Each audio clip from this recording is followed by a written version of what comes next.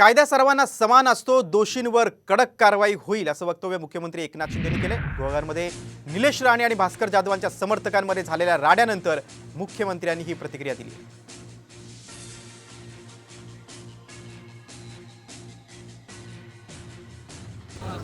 मी याच्यावर माहिती घेतो, परंतु एकच सांगतो, कायदा हातात कुणी घेऊ नये। कायदा सगळ्यांना समान आहे, कायद्यासमोर सगळे समान आहेत। अशा प्रकारचा कायदा हातात जे घेतील त्यांच्यावर कठोर कायदेशीर कारवाई केली जाईल। हे महाराष्ट्र राज्य आहे, यामध्ये कुठल्याही परिस्थितीमध्ये कुणीही कायदा हातात घेऊ नये।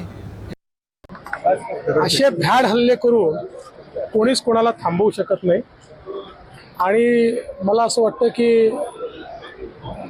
ज्या प्रकारची राजकीय संस्कृती आणण्याचा प्रयत्न महाराष्ट्रामध्ये काही लोक करतायत, निश्चितपणे त्यांची निराशा ही त्यातनं आपल्याला पाहायला मिळते।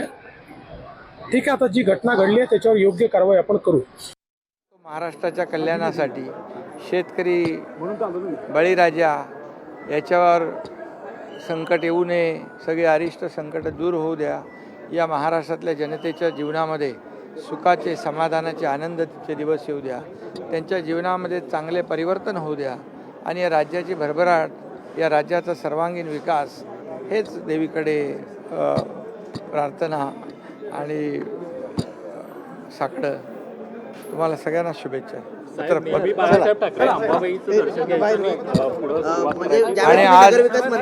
आणि आज महाअधिवेशन जे होतं आहे शिवसेनेचं, तेही कोल्हापुरात होतं आहे। त्यामुळे हा योगायोग आहे, चांगला योग आहे।